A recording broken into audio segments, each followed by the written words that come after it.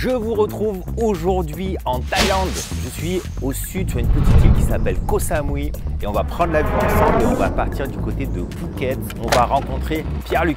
Pierre-Luc qui est un ami de longue date, qui a un parcours pro et personnel qui est magnifique. Et on va comprendre comment il a réussi à s'expatrier, quels éléments il a mis en place quand il était en France pour lui permettre d'avoir une enveloppe confortable pour partir s'expatrier au soleil. Et surtout, on va comprendre l'immobilier, comment il fonctionne dans ce beau pays. Parce qu'il a lui-même construit plusieurs maisons. Il a même construit un hôtel. Alors c'est parti, on part le rencontrer.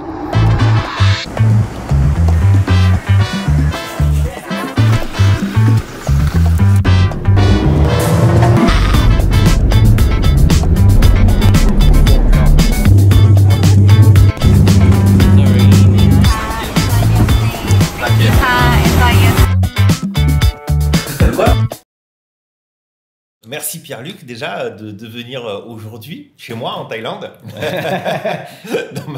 dans mon hôtel. Chez nous. Et c'est vraiment un moment particulier parce que tous les deux on se connaît depuis plus de 25 ans. Ouais, mais ça fait un petit moment. Ça fait un sacré bout de temps. Moi je me rappelle à la Grande Motte parce que tu es français, on était dans la même ville, sud de la France, et tu étais prof de kung-fu. Et moi, j'étais ado ou pré-ado et on me venait avec mon copain Clément en cours chez toi. Et puis, il y a eu plein de choses derrière. Et je suis vraiment content de te voir aujourd'hui parce que déjà, je t'apprécie beaucoup. Merci. Parce que tu m'as déjà inspiré il y a très longtemps en arrière sur certains points. Et puis, je vais l'expliquer juste après. Et c'est lié forcément à l'immobilier. Et tu as un parcours qui est totalement incroyable. Et le but aujourd'hui, c'est de comprendre un petit peu ce que tu as pu faire. Que ce soit en France et puis aussi ici maintenant en Thaïlande, parce que tu es expatrié depuis combien de temps maintenant? Presque 12 ans. Hein. Presque 12 ans. Ouais, 12 ans. Tu es entrepreneur, tu as une très belle réussite et on va essayer de comprendre un petit peu tout ça. Et la première chose, en fait, c'est que tu le sais pas, mais involontairement, en fait, tu es la personne qui m'a inspiré pour faire de l'investissement locatif. D'accord. Je pense pas que tu étais au courant. Non, on en avait un petit peu parlé. Ouais, parce que moi, je me rappelle très bien. Tu étais entrepreneur déjà en France. Ouais. Et puis, je faisais plus de kung-fu, mais on se suivait parce que moi, j'étais déjà un conseiller immobilier.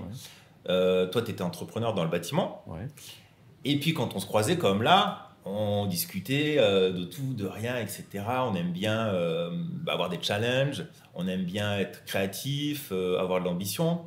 Et puis, je me rappelle très bien de même plusieurs conversations qu'on a eues où tu me disais, écoute, moi, ça y est, je me suis lancé dans l'investissement locatif. Tu acheté des studios à la Grande Motte ou peut-être même ailleurs. Et je me rappelle que tu m'avais dit au bout d'un certain temps ou autre, tu vois, moi, je fais une petite chambre dedans. Mais vraiment petite, en fait, juste pour glisser un lit, mais avoir un coin indépendant et pas le lit en plein milieu de la pièce. Oui. Et tu m'avais dit, tu vois, ça me coûte, un billet de faire une cloison ou autre, mais c'est ridicule. Ouais. Et je le loue bien plus cher et j'ai plus de demandes. Bien sûr. Tu vois. Et puis, tu en avais acheté 1, 2, 3 et même plusieurs. Et puis, tu me parlais de tes chiffres, la rentabilité. Les premières fois où j'entendais cette idée de rentabilité, cash flow et autres, j'ai dit, Pierre-Luc, il a mis quelque chose dans ma tête, là. Parce que ça a l'air vachement bien ce qu'il fait. Et surtout, je veux voir si c'est vrai. Parce que tu as toujours cette réticence. Et alors, raconte-nous un petit peu comment tu as eu cette idée de te dire je vais faire de l'investissement locatif et puis ça peut être intéressant pour moi en France. À la base, j'ai connu d'autres personnes qui fonctionnaient de la même façon, qui investissaient sur des petits appartements comme ça, et qui rénovaient ils achetaient des appartements dégradés, ils les rénovaient eux-mêmes des fois, comme je l'ai fait. Donc l'investissement est minime. Et dans des emplacements, dans des endroits comme la Grande Motte, tu sais forcément que tu vas pouvoir les louer à des prix quand même assez corrects. Et le prix de location couvre le prix de ton crédit. Et en fait, pour moi, ça a été des opérations qui ne m'ont rien coûté. Rien. Zéro. Financement 100% par la banque. Le prix, j'ai payé le notaire, c'est tout. Ouais. C'était ces conversations, je me souviens très bien, où j'étais là, je te regardais, je disais, mais attends. Comment il arrive à financer tout par la banque? C'était la première fois que j'entendais ça parce que ça n'existait pas encore tout ce monde avec ces infopreneurs qui te vendent et qui te même décortiquent sur YouTube aujourd'hui tous les ficelles. Ça n'existait pas. Tu étais le premier vraiment à te lancer là-dedans et puis à l'expliquer et je trouvais ça extraordinaire. Et alors, ce qui est intéressant, c'est que j'en achetais un par an. Un par an. Ouais. Parce que ça me permettait de déduire les travaux, de déduire des bénéfices des studios, les travaux réalisés sur l'appartement suivant. Et en fait, c'est une espèce de cavalerie en réalité. Ouais, Hein. ouais, ouais. Et à un moment donné, il faut quand même trouver une porte de sortie. Et la porte de sortie, ça a été à un moment donné de vendre la totalité des biens et puis de rebondir, parce que voilà, c'est ce que j'ai fait ensuite. Mais quelque part, j'ai payé très peu d'impôts justement sur cet investissement. Ouais. Très peu. Ouais, ça c'est super. Ouais. Et du coup, pour donc continuer, tu avais ces appartements-là. Oui. Nous, on s'est vu à la fin, juste avant ton départ. Oui. Tu m'as appelé ou tu m'as envoyé un message en me disant tiens, Nicolas, ça y est, j'ai vraiment ce projet de m'expatrier. Ouais. Tu étais venu pas mal de fois déjà ici. Ouais, depuis, le projet a été initié en réalité en 2009. En 2009, Ouais. je savais déjà que j'allais habiter en Thaïlande. Hein. Ok. Donc, je venais déjà ici en vacances et j'ai rencontré ma femme en 2009. Donc, et je préparais déjà mon expat. Voilà. Et l'hôtel, les débuts des travaux, oui, parce qu'on n'en a pas encore parlé, mais Ouais. effectivement, j'ai un hôtel en Thaïlande. Le début des travaux a eu lieu en 2011. Ok. 2011 et la mise, l'ouverture de l'hôtel en 2013.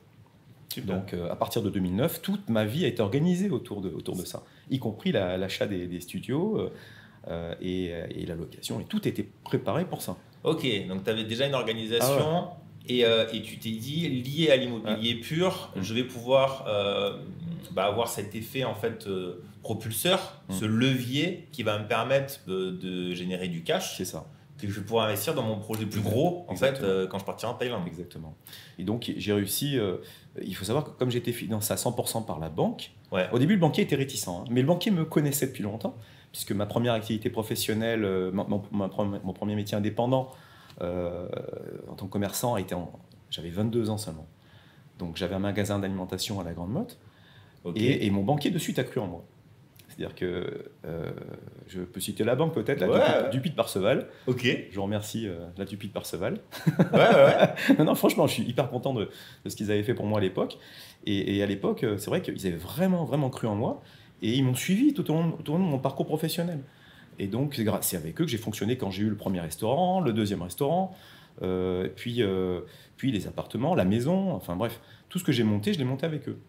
C'est vraiment un échange qui a été fructueux. Et parlons de cette maison en fait que tu avais en France. Parce que j'en ai vendu quand même un sacré paquet des maisons dans ma carrière. Et puis même en dehors d'en vendre, j'en ai vu beaucoup. Parce que tu vends pas tout ce que tu vois hein, dans ce métier. C'est la seule et unique maison en Cyporex que j'ai pu voir. Et que je me rappelle que tu me faisais visiter ta maison avec cette idée. Tu me disais, bon, ben voilà, maintenant je la mets en vente. Je crois que tu avais déjà vendu les appartements ou c'était plus ou moins en cours. En fait, j'ai mis en vente la maison avant les appartements. Je savais que ça allait prendre un certain temps, mais finalement, les appartements ont été vendus avant. Ouais, voilà, il y avait ça. Et puis tu me fais la visite de la maison et tout. Et puis tu me dis, c'est moi qui l'ai construit. Bah oui. Ça te paraît tellement évident, mais c'est quand même extraordinaire. Non, je sais que c'est à peine croyable. Et puis on passe il y avait un couloir à un moment donné, et puis on voyait justement le Cyporex et tout ça. Et tu m'expliques justement après tout l'aspect technique de la maison. C'est la première maison en Cyporex que je voyais. Et il y avait ce côté justement énergétique où tu étais en avance. Hein. Le côté flexibilité, je pense, pour toi, pour la construction. Simplicité. Tout câblé en RJ45 déjà. Ouais, tu étais déjà en avance. Ouais, c'est incroyable. C'est-à-dire déjà, au début des années 2000, j'étais câblé en RJ45. Et du coup, donc, tu vends tout, en fait. Tu vends tout pour partir vivre ailleurs. C'est ça. Et alors déjà, d'où te vient cette volonté de dire je veux partir ailleurs et je mise gros quand même parce que tu n'es pas parti tester plus ou moins avec cette fameuse, ce plan B, cette porte de secours où tu te dis bon, je garde ma maison en France, je teste un petit truc ailleurs, je sais que ça peut plus ou moins me plaire ou autre. Tu as fait presque all-in quoi. Tu as tout vendu et puis comme tu l'as expliqué tout à l'heure, tu es arrivé ici et tu as construit un hôtel. En plus, c'est même autre chose. Et c'est là où ça va être intéressant de comprendre comment fonctionne l'immobilier en Thaïlande. Tu vas nous donner des éléments. C'est que tu n'es pas arrivé en disant tiens, moi j'ai X euros et je reprends un business en cours. Je reprends par exemple l'hôtellerie parce que c'était un projet que tu voulais. Je prends un hôtel, je l'améliore ou pas, et puis j'avance. C'est ça. Toi, tu es parti, j'allais dire d'un terrain, c'était même pas un terrain, c'était déjà des maisons, je crois. Plusieurs maisons que tu as dû raser. Ouais. Ah, vas-y, raconte-nous l'histoire. Ouais, c'est intéressant. Déjà au départ, non mais juste pour faire la transition entre la France et la Thaïlande, comment j'ai pu être déterminé à partir comme ça en Thaïlande. Alors moi je suis pas croyant, mais j'ai une espèce de foi. J'ai senti, intuition étrange, hein, j'ai senti que c'était l'endroit où il fallait que je parte déjà au départ, et j'ai senti que tout allait marcher. J'ai vraiment eu une intuition hyper positive, vraiment. Mais déjà à la base, moi je suis quelqu'un de positif, quelqu'un de déterminé, et dans ma tête j'ai dit je vais faire comme Cortés, quand je vais arriver au Nouveau Monde, je vais brûler mes navires. Et là, j'ai plus le choix. Alors, attention, c'est dangereux. Parce que non, on peut très bien. Je connais des gens qui ont fait pareil et qui se sont brûlés les ailes, par contre, pour le coup, et qui se sont plantés, qui sont rentrés avec plus rien. Mais franchement, dans ma tête, moi, je suis d'une détermination sans limite. Vraiment sans limite, on ne s'imagine pas. Et, mais c'est fou parce que ton projet... Moi, je me rappelle ma première construction de maison, c'était toute une aventure. C'est complexe, c'est stressant, c'est tout ce que tu veux. Et là tu te dis, c'est pas une maison. Non, j'ai monté 8 étages. Voilà, il y a combien de chambres dans l'hôtel? Alors, 32 au départ, on en a retiré 2. 30 chambres, 8 étages, la piscine sur le toit, au 8e étage. C'est pas un petit projet? Non. Et tu as commencé, je crois, la construction, tu étais encore en France, c'est ça? Oui, c'est ça. Enfin, je faisais la transition à ce moment-là. Je faisais la transition. Hein. Je terminais, je vendais mon entreprise aussi en France à ce moment-là, puisque j'avais une entreprise dans le bâtiment. Hein. Je faisais de la clim. Et donc, j'en ai profité pour vendre l'entreprise, vendre les appartements. C'était quand même une transition complexe, hein, de devoir se séparer de sa maison, de ses apparts, de ses investissements. J'avais l'association aussi à l'époque, je donnais toujours des cours de kung-fu. Voilà, donc c'est un peu... Ça, c'est un crève-cœur quand même, parce que c'est vraiment une chose que je faisais depuis l'âge de 18 ans, enfin de donner des cours depuis l'âge de 18 ans, et c'est un peu mon fil conducteur dans ma vie. C'est une des choses... En étant le modèle pour des gens, je ne pouvais pas me permettre d'échouer de toute façon. C'est aussi ça, hein, c'est une chose... Dans ma tête, je ne peux pas dévier mon chemin. Et c'est devenu tellement un mode de vie que ça m'apparaît comme naturel. Il n'y a rien qui va me changer, tu vois, c'est vraiment, je pense plus aux échecs, les échecs, pareil, je pense pas aux échecs, moi, je pense à l'expérience. C'est ce qu'on discutait juste avant de filmer, de la période justement avec Covid, où ça a été un élément qui t'a permis, toi, de faire d'autres investissements encore. Complètement, Maintenant, en plus de l'hôtel, tu as plusieurs salons de massage. Bien sûr, 3 salons, là. Et voilà, et de voir, en fait, et c'est ce qu'on disait, c'est, oui, il peut y avoir des difficultés. Et puis c'est même normal, c'est la vie en général, dans le perso, dans le pro. Mais là-dedans, soit tu t'appuies toi sur ton sort et puis tu déclines et tu n'avances pas, soit tu as toujours, cet esprit positif et puis tu cultives cette envie de dire où est l'opportunité en fait dans ce qui m'arrive aujourd'hui. C'est ça. J'ai ça qui est externe à moi, en ce moment, ça peut peut-être me permettre d'avoir du temps pour réfléchir à autre chose que j'ai pas d'habitude. Toujours cet esprit positif et ça c'est remarquable, ça c'est chouette. Et apprendre. Parce que j'ai vraiment cette espèce d'envie permanente apprendre. Et j'adore tester de nouveaux trucs aussi. J'ai envie de tester. Pour moi, la vie est trop courte. Hein. Donc, et les journées sont vraiment trop courtes aussi. J'ai vraiment envie d'avoir des journées de 30-40 heures si je pouvais, tu vois. Et je dors peu aussi. Je suis quelqu'un qui dort très peu. Je dors maxi 5 heures par nuit. Quand même, je dors 5 heures par nuit, Donc, si j'arrive à dormir plus, non, j'arrive pas à atteindre 6 heures. 5 heures par nuit, je pratique beaucoup de sport.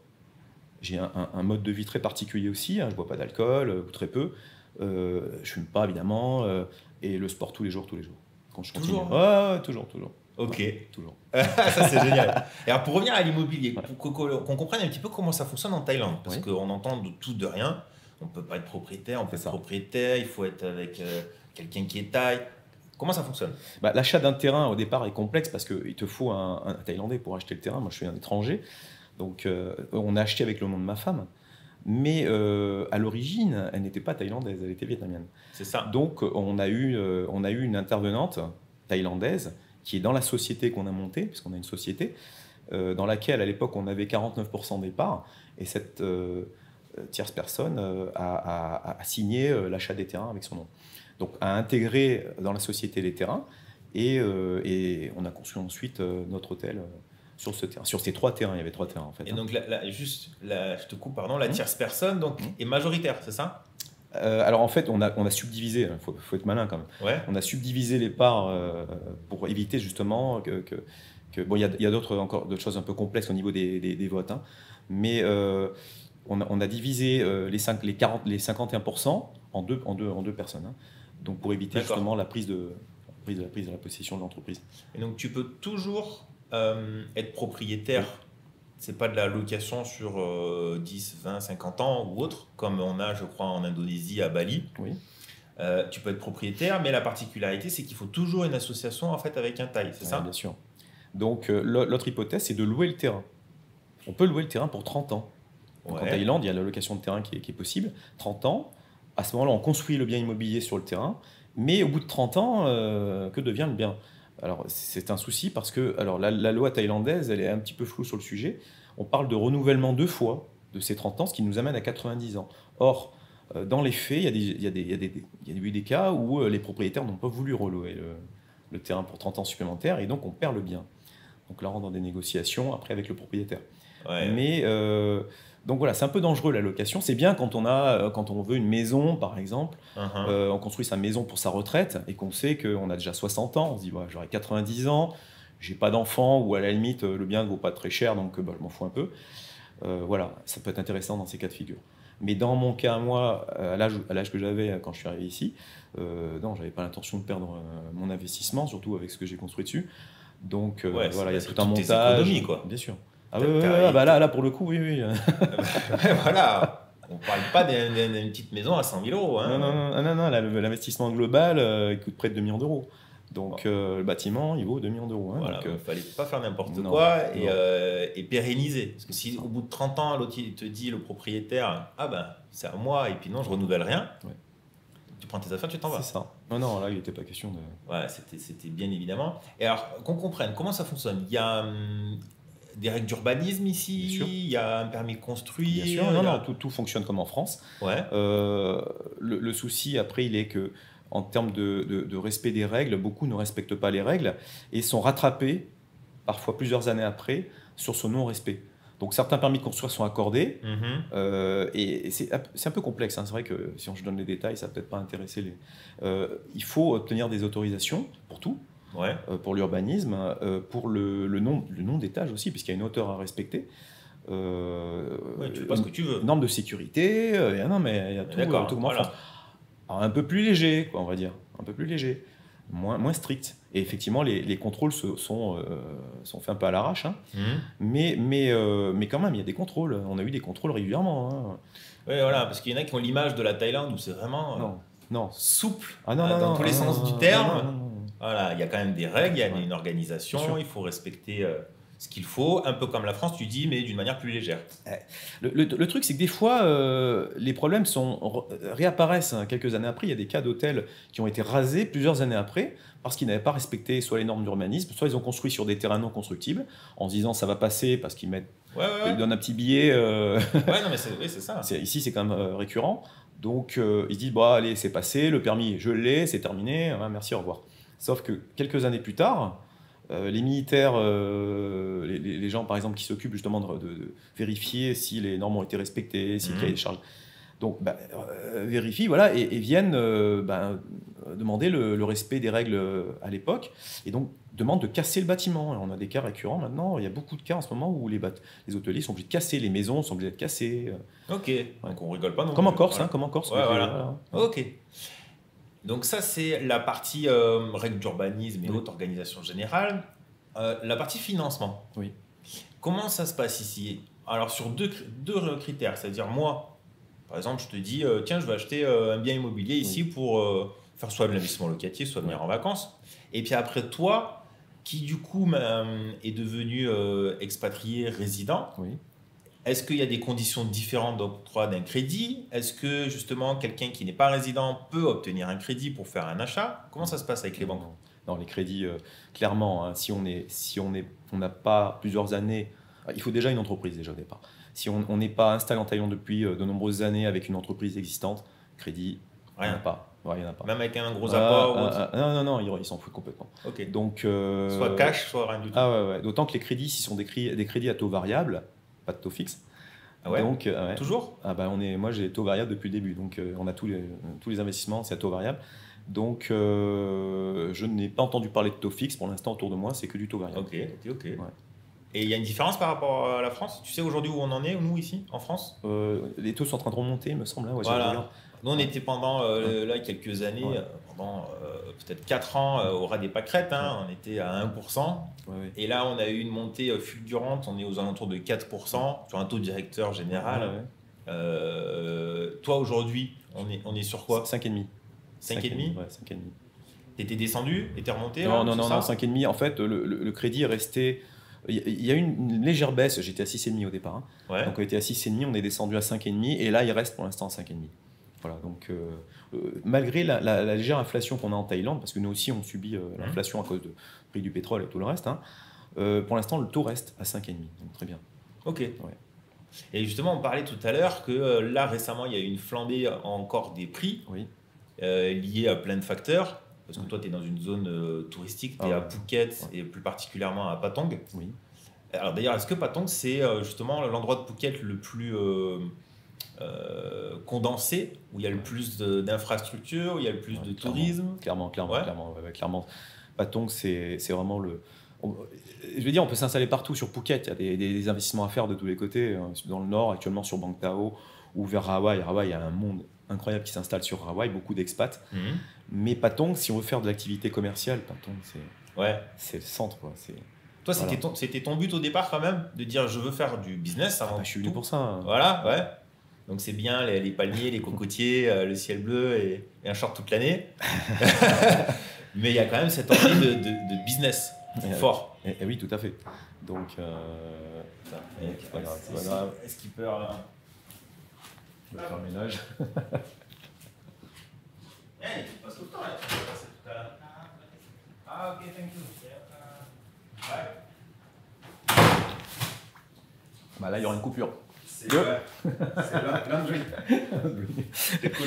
laundry. Laundry. Alors, la question. Vous pouvez répéter la question? C'était. Non, je te parlais Ah oui, de Patong qui est vraiment le cœur en fait de l'île de Phuket, quoi. oui, oui, c'est. Et que toi, tu es venu pour faire du business avant tout. Ah, moi, je suis venu pour gagner ma vie ici. Mon projet, je l'ai établi à 40 ans, donc je ne vais pas m'arrêter de travailler. Ceci dit, avec ce que j'avais, finalement, j'aurais pu, en ayant un mode de vie modeste, j'aurais pu rester et m'arrêter de travailler, hein. Plaçant l'argent, me débrouillant, j'aurais pu. Ouais, Mais bon, c'est pas non, ça, c'est pas ma façon de penser. ouais, je pense que tu t'ennuierais très vite. Gravement. Parce qu'on voit hein, des petites vidéos qui essayent de faire le buzz sur TikTok, Instagram ou autre, justement, de personnes qui ont tout plaqué, puis pour vivre tranquille en Thaïlande en disant ben, pour quelques euros, j'arrive à manger ou autre, etc. Ah, ça, c'est des bêtises. Ouais. Franchement. Et on voit qu'il y en a beaucoup en fait qui repartent après. Ouais, ou qui n'arrivent pas à garder un rythme tel qu'on pourrait l'entendre avec le moindre de frais possible. C'est ça. Puis le souci après, ce sera en cas de maladie grave. Mettons que j'ai un cancer. Ok, j'ai une assurance, hein, parce que ça, il faut y penser aux assurances en Thaïlande. Il n'y a pas la sécurité sociale française. Le coût ici des hôpitaux est monstrueux. Donc on est couvert jusqu'à certains stades. Dans certains cas, il faut quand même verser des sommes colossales pour guérir de certaines maladies ou si on a une opération lourde du cœur ou autre chose. Donc moi je préfère vivre confortablement. Donc je ne suis pas ici pour m'ennuyer et vivre avec pas de taille tous les jours. Et c'est vrai. Donc je suis en Thaïlande, quoi. Donc j'ai envie de me faire plaisir quand même. Alors voilà, non, c'est pour ça que je travaille aussi. Super. Je travaille mais dans des conditions plaisantes. Ouais, génial. Tu vois. Donc du coup on a vu les deux premières parties que je te demandais. Et la troisième, c'est la construction en elle-même. Ouais. Parce que justement, tu as cette capacité à être du bâtiment en France, en plus, et pas juste j'ai fait des investissements, j'ai pris des corps de métier et puis j'ai supervisé. Toi, tu étais dans le bâtiment. Oui. Tu avais les mains dedans. Quoi. J'ai les mains dedans. Donc ça, c'est très bien, hein, parce que tu vas pouvoir comparer et m'expliquer un petit peu les particularités de la Thaïlande sur l'aspect construction. Ouais. Je pense que ceux qui connaissent la Thaïlande le savent déjà. Ici, c'est un défi de construire un bâtiment. Moi, j'ai eu un surcoût de 30% sur l'hôtel. 30%. Ouais. Ah ouais. Et puis bon, j'ai eu tellement de problèmes. L'entreprise de construction a fait faillite pendant les travaux. Après la première année, mon architecte était mon chef de chantier en quelque sorte. Parce que dès le départ, ça a mal démarré. Mes fondations, elles descendent à 18 mètres. Ils arrivent avec des ferrailles de 15 mètres. Donc déjà, quand on a vu ça, on a dit hop, on arrête tout. On appelle l'archi. L'archi vient sur place. On a loué le local en face pour en faire son bureau. Il est resté sur place. Ça a été mon conducteur de chantier. Donc, et mon archi, il meurt Un peu, non, c'est bête quand même. Il fait un infarctus, un peu il avait le même âge que moi en plus. Je dis, oh la vache. Donc à 40, à l'époque, 41 ans, 42 ans, je sais plus. Le gars, il meurt. Donc je me retrouve à gérer le chantier, à changer d'entreprise de construction. Les électriciens qui arrivaient, ils regardaient ça. Il y en a un qui est resté une semaine avec ses employés. Au bout d'une semaine, il vient plus. Il vient plus, le gars. On l'appelle et on lui dit, mais ça va pourquoi vous venez plus? Ah, parce que non, je viendrai plus. Comme ça, sans me prévenir. Ouais. Donc, ok, mais il n'a pas demandé à être payé, rien. Il est venu une semaine avec ses employés sans être payé, parce qu'il n'a pas pu reprendre le chantier. On prend un autre gars derrière, donc la troisième entreprise, il nous fait n'importe quoi, il ne nous raccorde pas les terres, il fait des va-et-vient qui ne marchent pas, enfin... Ah non, mais... Et est-ce que ça, c'est une mauvaise expérience localisée pour toi, ou c'est général? Non, c'est général.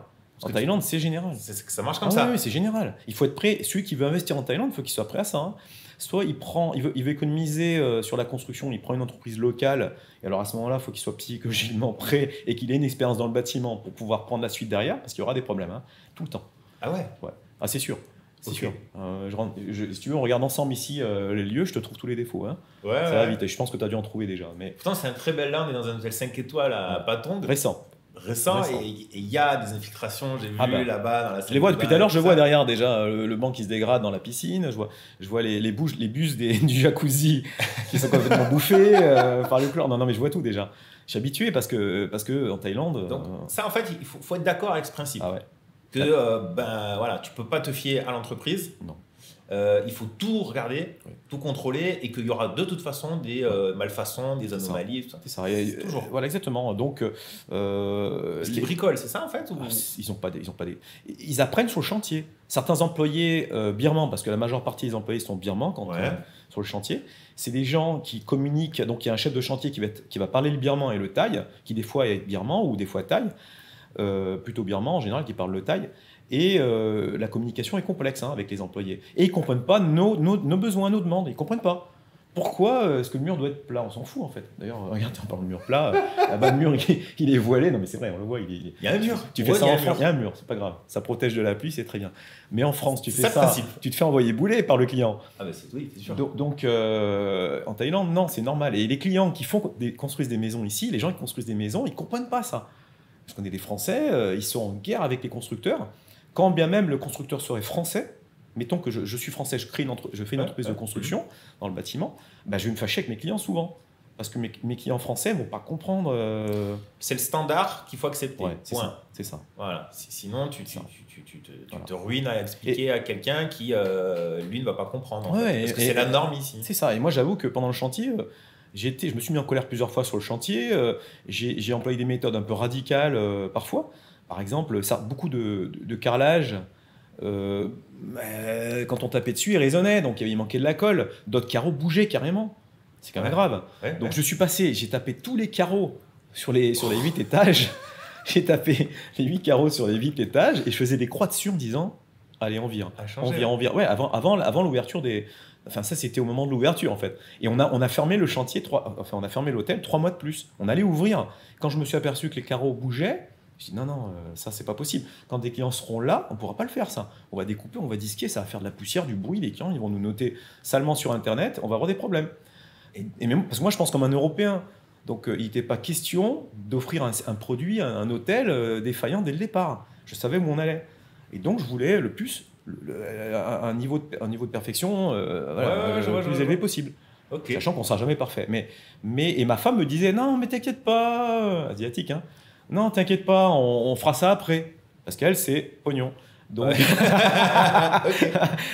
il faut faire rentrer l'argent rapidement. Évidemment, on avait un crédit en cours. Donc, et je comprends. Mais comme je lui ai expliqué, je lui ai dit, mais si jamais on ouvre trop rapidement, on va au problème. On va avoir des problèmes avec les clients.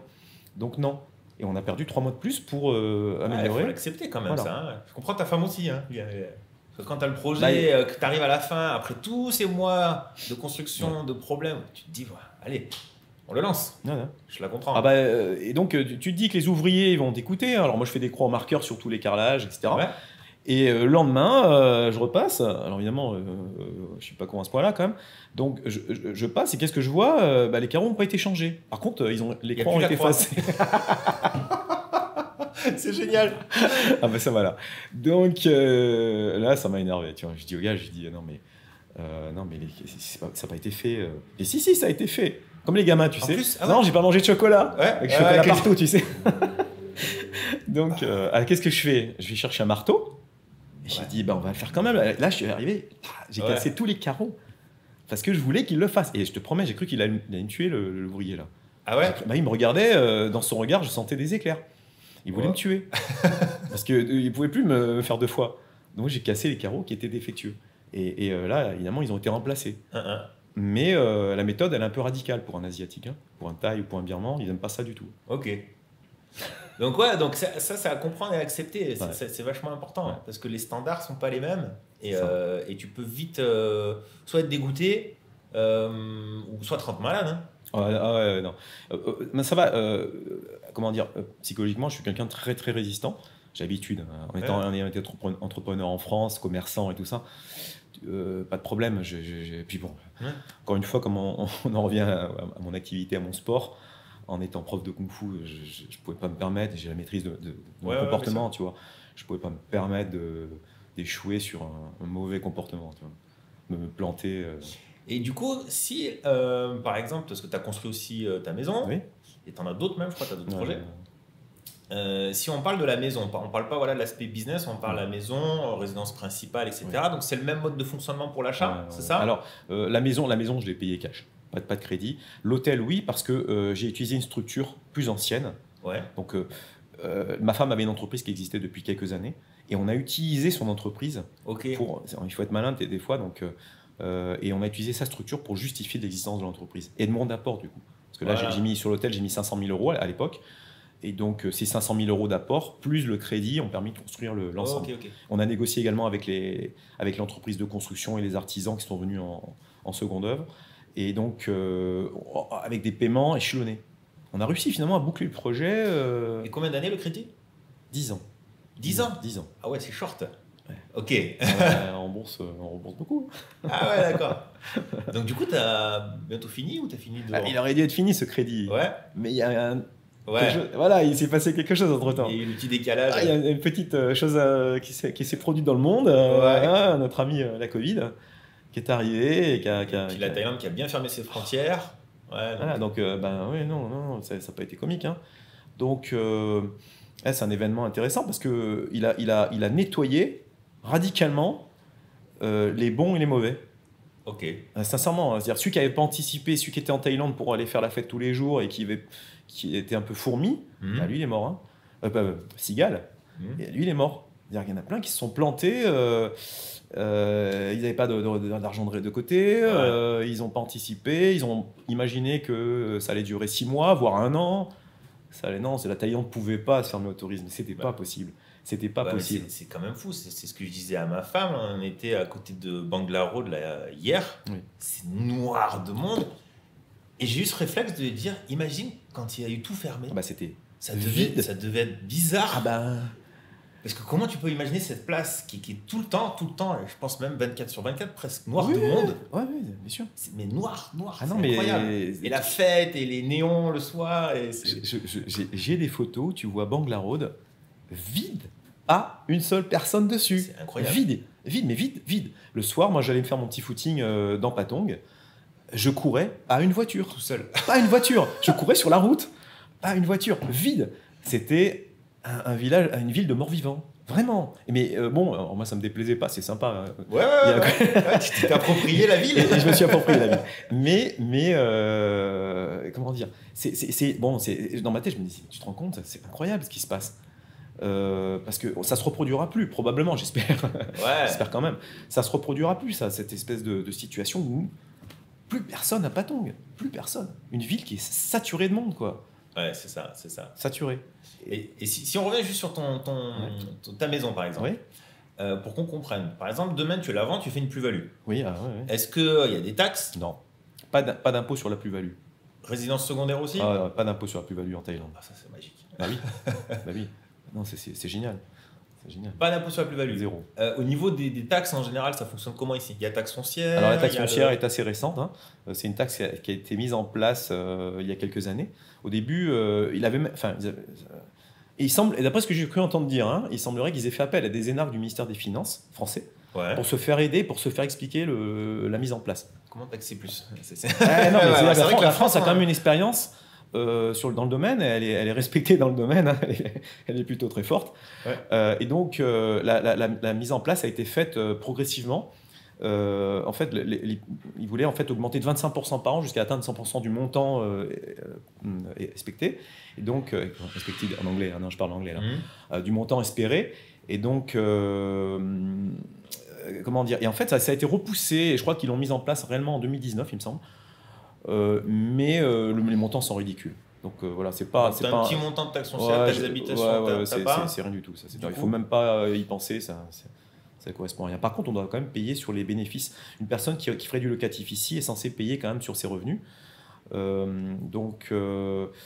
Alors après les montants, j'ai pas les montants en tête parce que c'est vrai que je laisse faire mon comptable. J'ai un comptable qui gère ça très bien.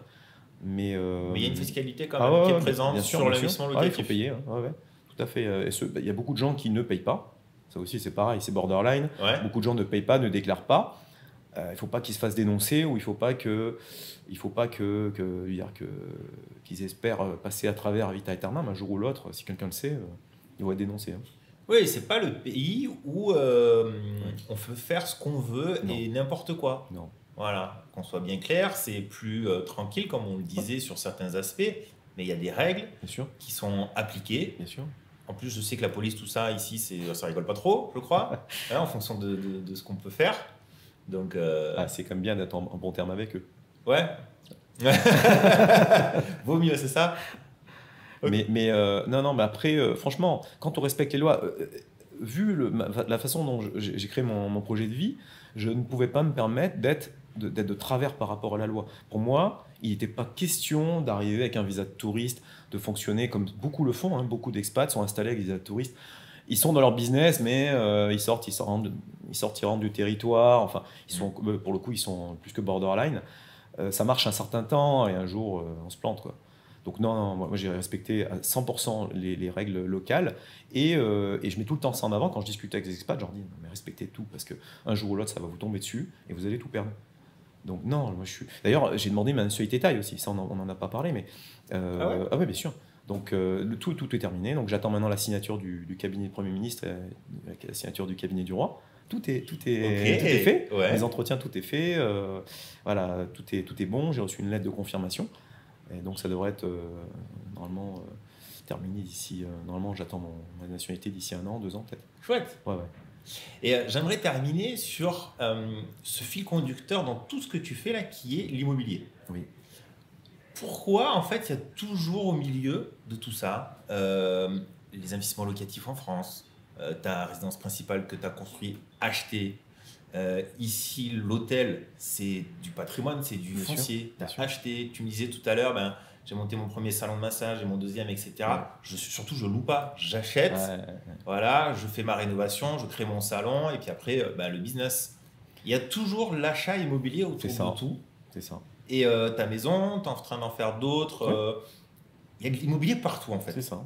Et pourquoi, en fait, c'est toujours présent? Pourquoi tu penses que c'est important? Pourquoi tu te lances là-dedans depuis le début et tu continues? On a bien compris que c'était un des moyens de devenir, je veux dire, de développer, de se créer un patrimoine important et de pouvoir, je ne veux pas dire devenir riche, mais en réalité, comment dire, c'est vraiment, on structure sa vie de telle sorte qu'on a des fondations solides. On dit toujours, hein, la pierre, quoi. Non, mais c'est vrai, on le sait en France, quand on commence. On va prendre l'exemple de la maison, ma maison en France. Quelle galère au départ pour avoir un crédit pour construire ma résidence principale. Personne ne voulait me faire de crédit. C'est pas une blague, hein, à l'époque. Je vais dans ma banque, la BNP, chez qui j'étais depuis longtemps, mais j'avais aussi la Dupuis de Perceval pour ma banque commerciale. La BNP que je connaissais depuis plus de 10 ans. Hein. Non, vous rentrez pas dans les bonnes cases. Ça veut dire quoi dans les bonnes cases? Vous êtes quelqu'un d'un petit peu. Vous avez vu votre parcours de vie, quoi. Il est un peu bizarre.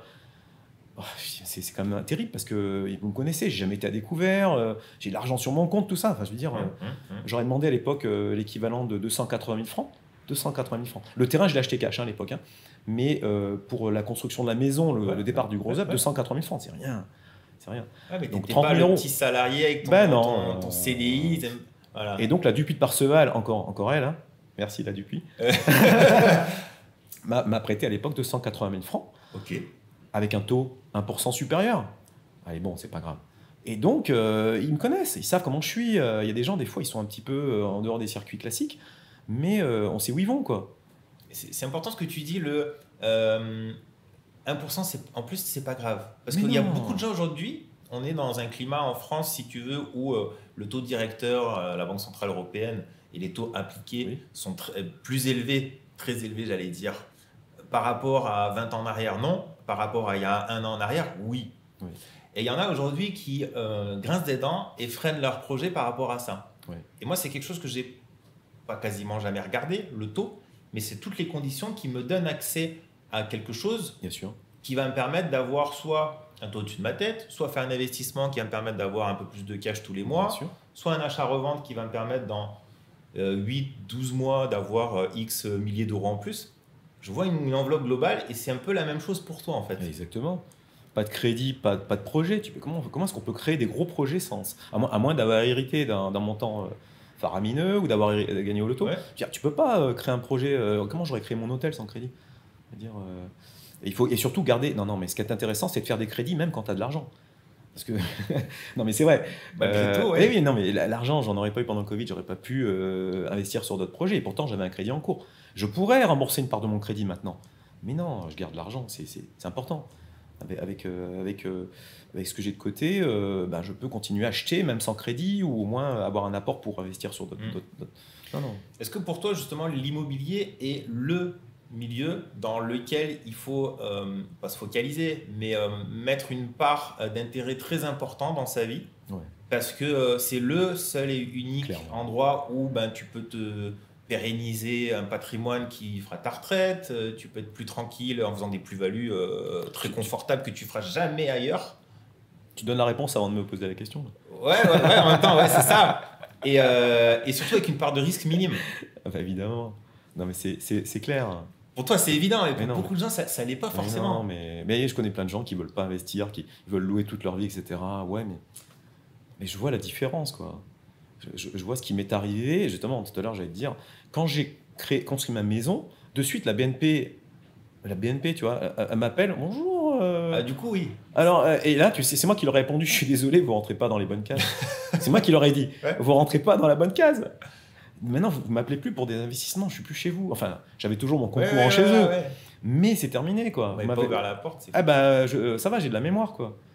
Donc, non, je peux pas leur pardonner, c'est pas possible. Ouais. Mais voilà, parce que pour moi, je l'ai compris très tôt, et puis je remercie mes parents, parce que c'est eux qui m'ont dit depuis Bah, tout jeune, achète. t'es parti de la maison, bon, tu loues ton premier appart, ouais, mais Ouais. tu loues pas longtemps. T'achètes dès que tu peux. Bien sûr. Ils m'ont mis ça dans la tête, Bien sûr. et premier achat, première plus-value, et deuxième. Puis moi, j'étais dans la grande distrie, je gagnais pas grand-chose à l'époque. Et je disais, attends, là, je viens de vendre, ça me fait 1 an et demi de salaire net en plus-value. Ouais. 1 an et demi. Je dis, attends. Non, mais à partir de là, moi, j'ai raisonné en me disant, ouais, je veux pas être le plus riche de la place, on s'en fout, mais je veux vivre quand même confortablement. Et n'ayant pas fait forcément des études à rallonge pour faire, par exemple, médecine, Bien sûr. moi, j'ai compris aussi que l'immobilier, c'est le seul et unique endroit Oui.